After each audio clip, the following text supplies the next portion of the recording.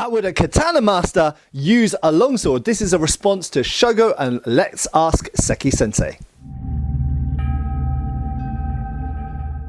Hi folks, I'm Matt Easton of Schola Gladiatoria, and first up, thanks a lot to Shogo and Seki Sensei for making that awesome video. I really enjoyed it, and I've got some responses, some thoughts, some answers to you here. For anyone who doesn't know, my name's Matt Easton and I run a series of historical fencing clubs. I also run the biggest HEMA, or Historical European Martial Arts event, in the UK, and I've fenced all over Europe, and I've been teaching for about 20 years, and I've been doing HEMA for 20 something years, I can't remember how much. And longsword is one of the weapons that I have spent a lot of time studying. So first up, just a general point, Seki Sensei picked up that longsword and says, I've got no clue how to use this. And I think he was being actually very humble, because as he demonstrated, someone who's used to using something like this, it's not a massively radical change to switch to using something like this. They are both one or two-handed levers. Okay, so the longsword's a bit longer, it's got a crossguard, it's got two edges, it's straight, blah blah blah. But fundamentally, they are not completely foreign objects. And as he demonstrates, someone who's had 40 years, I think in his case, Seki Sensei, of studying the use of the katana, he can pick up a longsword and do lots of very effective things with it. So in period, if a samurai picked up a longsword, he could use it very effectively as a weapon. If a European knight or man-at-arms picked up a katana, he could also use it very effectively as a weapon. Maybe not as well as what he's used to, but pretty effectively anyway. So one of the big problems that Seki Sensei obviously had was around these crossguards, and the fact that it got caught in his clothing. I think it donked him on the head when he came up into, is it Jodan, the high guard up here? So yes, this is a factor, but let me tell you, once you've been training with a longsword for a few months or a year, you get totally used to the fact that the guard is there, and you just get used to navigating around it. This high guard, in fact, we do exactly have this high guard, but we lift it up a bit higher, like that. In Italian tradition, for example, it would be called Poste di Falcone, or it could be called Guardia di Alta in the Bolognese tradition, or if it was in the German tradition, it would be known as Vomtag, and it could be held in various positions, either on the left side or the right side, or straight over the top here. So Vomtag, Poste di Donna, Guardia di Alta, Poste di Falcone. This is a very common guard in European longsword traditions, and this absolutely shows, as we look at the other Kenjutsu guard positions, we can find analogues and equivalents for them pretty much in all European longsword treatises. So again, showing that although this is a different weapon, it has a lot of similarities and parallels, and a lot of the positions you hold it in are very similar to Kenjutsu. So at one point, Seki Sensei asks, why is the guard not pointing sideways, and why is it pointing in the plane of the edges, front and back edge? And remember, we've got two edges here. And the simple answer is because we primarily defend with the edge. So when another blade comes into contact with our blade here and it slides down, it's going to come in contact with the crossguard from various angles. We don't do anywhere near as many actions with the flat of the blade as you might do in Kenjutsu, because, and that's demonstrated by the fact that you don't have a guard sticking out at the side, the blade would come down and hit you on the hands. So we use the edges for defensive and offensive purposes, probably far more than you do with a katana, and that might be part of the reason why the katana, and in fact lots of other Asian swords, they project at the side. But one thing I would say is that later periods of European sword do have projecting guards at the side, and we do later on find longswords that do have what's called a side ring at the side, just like this guard here projecting at the side. So we've got guards going this way, and we've got a guard on the side as well. So one of the techniques that Seki Sensei was found was really good to do with when you've got a pommel at the back, which obviously you don't have on a Japanese sword, was slipping the blade out there because you've got a hand stop. And yeah, absolutely you could do that, and in fact where we actually find something most similar to that being done isn't really with the small longsword, it's actually primarily with the big two-handed sword here, which some people would call a Zweihander or a Montante or a Spadone, depending which language you're talking about.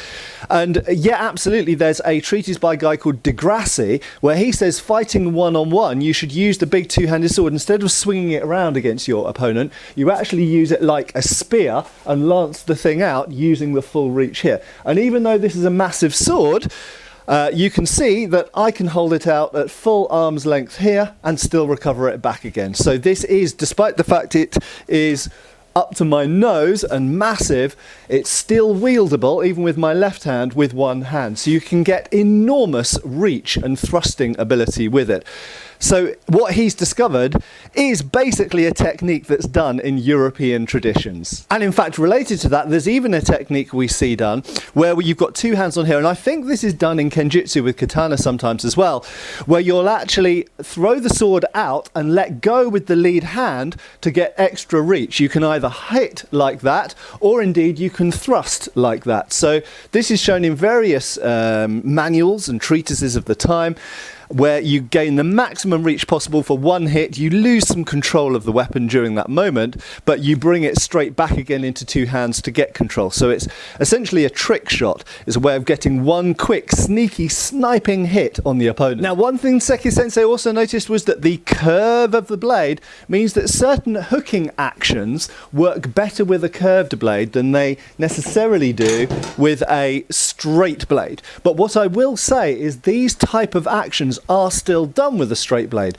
So indeed, the curved blade might work slightly better for that. But the other thing I'd mention as well is if we look at the Kanban era in Japan, for example, in the 17th century, sometimes katana are really almost quite straight, and there are straight versions of Japanese swords. So there are straight blades in Japan, and equally, we do have curved blades in Europe. Not all European blades are straight. Obviously, everyone knows that later period sabres and even this period messes and falchions can be curved, but you can also get longsword sized, slightly curved swords, for example the Swiss sabre or the Grossmesser.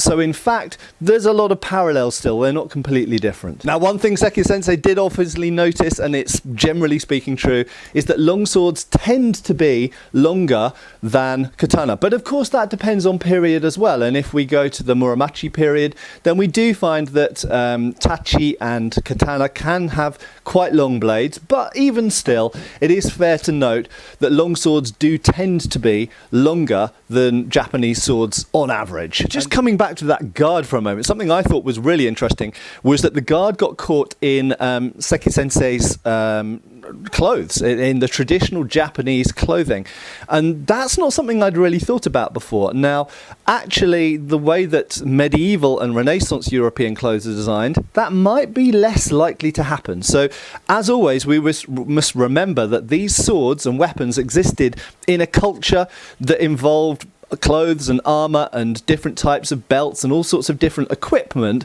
that interacted with these things, different types of scabbard as well, and they all affect the design and the use of these weapons. It's not just about the weapon, it's about everything around them as well. Now, I was really happy to see that one of the things that Seki Sensei really liked was the security of this guard, and absolutely that's something that's common to European swords in this period, is the fact that that guard gives a very secure bind. If a blade comes down here, it means that you can maintain edge contact between two swords for longer.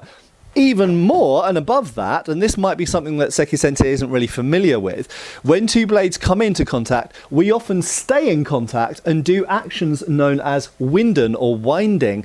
You could just call it binding, and that means we lock our blades against each other and keep in contact with the blade, and using that crossguard as a defense, you can actually put your thrust or put other cuts in, for example a twerk out, because you've got the security of that guard. So sometimes you can actually hide your head behind that guard while doing things with the blade at the same time, and you can't really do that with a Japanese sword because the tsuba is too small. So I was really happy to see that Seki Sensei was using the flat of the blade to slap aside and slap down the opponent's blade, and this is something which is, according to him, I think, done in Kenjutsu with the katana, and obviously it preserves your edge. It means you're not smashing your edge into the opponent's blade, but fundamentally it's about the mechanical advantage of being able to do that. So smacking someone's blade and coming straight around with the edge is absolutely, of course, something you can do with the European sword.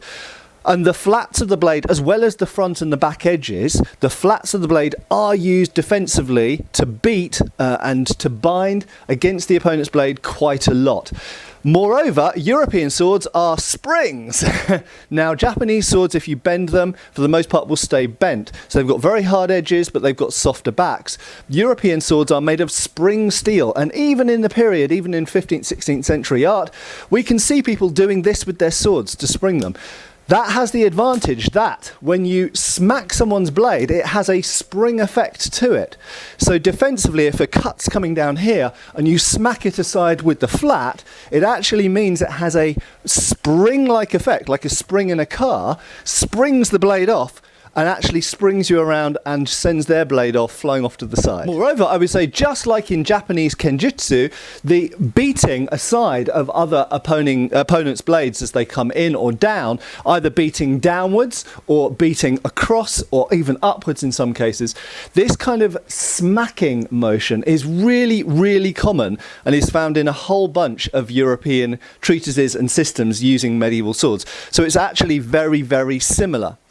That being said, the one thing that's probably more different is the use of our edges to defend. So I would say that's the big difference. The smacking aside with the flat is basically almost the same in Japanese and European martial arts as far as I've seen from what Seki Sensei has shown and what I've seen from other kenjutsu.